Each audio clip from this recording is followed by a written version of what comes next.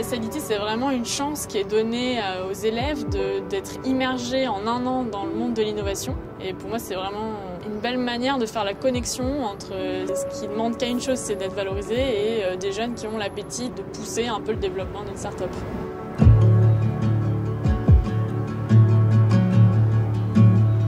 ITI, c'est l'Institut d'innovation et de technologie.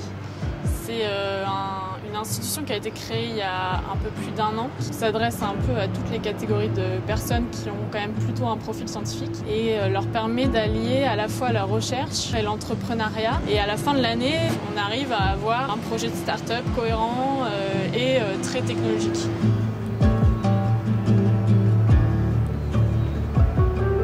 Quand j'ai commencé, je n'avais pas du tout d'idée précise d'une start-up que j'allais développer durant l'année. J'ai fait mon stage dans le laboratoire de microfluidique, je me suis intéressée un peu à ce qui se faisait. C'est là que j'ai eu une idée de technologie. Et ensuite, la start-up, ça a été une construction, essayer de trouver l'usage. On a vraiment réfléchi à plein d'idées, on a essayé de voir quelles étaient les plus prometteuses et on a essayé de tester un peu le marché. Et c'est comme ça qu'on a sélectionné 2-3 idées plus précisément. Je suis un peu un bon produit de ITI parce que j'ai vraiment essayé de découvrir un peu les innovations dans la première partie de l'année. Ensuite, pendant mon stage, j'ai fait ce travail d'exploration, de trouver un sujet qui me plaise et que je sentais vraiment porteur. Et ensuite, on a fait un assez beau travail avec 3 autres camarades, essayer d'avoir vraiment une idée de start-up parce qu'une start-up, c'est à la fois une technologie et un usage.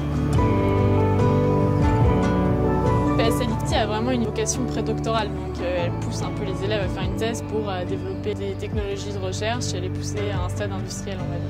On a une start-up en tête, donc on est vraiment concentré sur les études de marché et les usages. Et ensuite, la thèse, c'est de la recherche, donc c'est pas tout à fait la même logique. Et vraiment, ça c'est une question que je me pose. Est-ce que c'est vraiment faisable de faire la connexion entre les deux? C'est un challenge pour moi et j'espère que j'aurai la réponse durant mes 3 années de thèse.